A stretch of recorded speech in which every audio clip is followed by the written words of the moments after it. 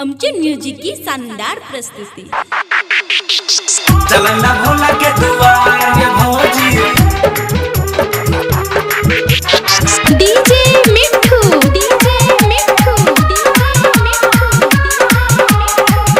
से बोलो शिव शंकर भगवान की। चलना भोला के दुआर ये भौजी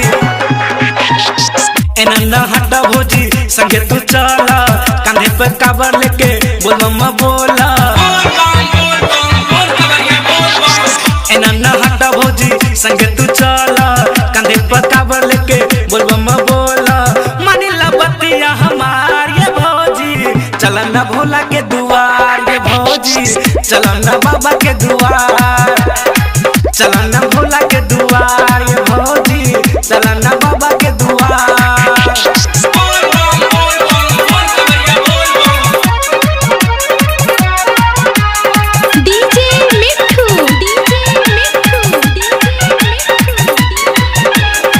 चलना भोला के दुआर ये भौजी चलना बाबा के दुआर।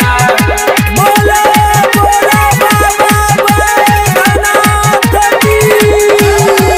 साल भर पे आइल बाटे सावन के सोमवारी चल देखा लागल बाटे बाबा के दरबारी चल देखा लागल बाटे बाबा के दरबारी। साल भर पे आइल बाटे सावन के सोमवारी चल देखा लागल बाटे बाबा के दरबारी करना ज्यादा लाचार ये भौजी चलना भोला के दुआर ये भौजी चलना बाबा के दरबार चलना भोला के दुआर ये भौजी चलना बाबा के दुआर।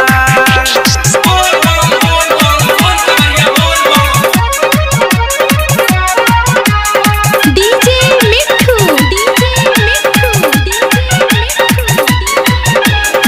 चलना भोला के दुआर ये भौजी चलना बाबा के दुआर। बोला बोला बाबा बासुकीनाथ की। बोल बम के नारा बोल के करी है चढ़ाई भोला जी के नाम बनिए जखम के दवाई भोला जी के नाम बनिए जखम के दवाई। बोल बम के नारा बोल के करी है चढ़ाई भोला जी के नाम बनिए जखम के दवाई करना तना का विचार ये भौजी चलना भोला के दुआर ये भौजी चलना बाबा के दुआर चलना भोला के दुआर ये भौजी चलना बाबा के दुआर।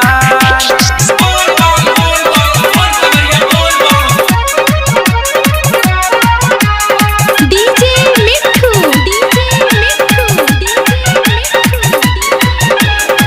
चलना भोला के दुआर ये भौजी चलना बाबा के दुआर। बोले बोले बाबा बैद्यनाथ की।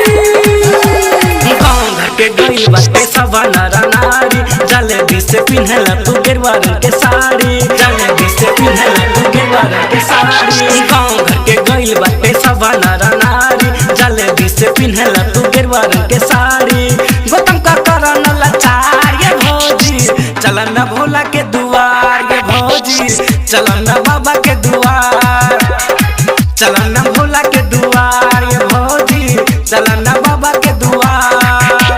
हिंदुस्तानी आमचे म्युझिक की शानदार प्रस्तुती।